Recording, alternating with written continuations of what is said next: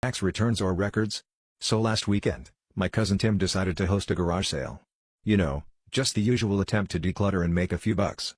I thought it would be a chill Saturday, sipping lemonade and watching Tim haggle over a 25-cent novelty mug. But as soon as I arrived, I noticed something intriguing.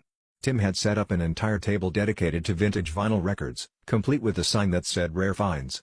Knowing his music taste, I was skeptical, but the crowd was thickening, so I shrugged it off and joined in the fun.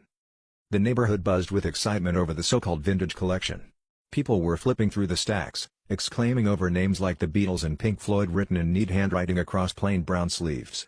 I overheard Tim assuring a customer that these records were his dad's secret stash, hidden away for decades. It wasn't until old Mr. Jenkins, the neighborhood music aficionado, decided to take a closer look that things started to unravel. He pulled out a record, squinted at it, and then burst into laughter, attracting everyone's attention. Turns out, those weren't records at all, but rather his dad's meticulously organized tax returns from the 70s and 80s, each one carefully placed inside an old album cover. The so-called track lists were actually itemized deductions and business expenses.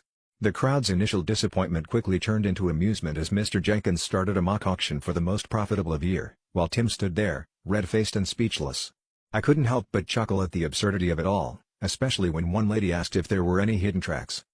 As the day wound down, Tim finally managed to see the humor in the situation. He stood on a chair and, with the confidence of a seasoned auctioneer, announced, "Ladies and gentlemen, I apologize for the mix-up. But look at it this way, these tax records are truly priceless. After all, they show the real return on investment." And with that pun, the crowd erupted in laughter, marking the end of the most sensational garage sale our neighborhood had ever seen.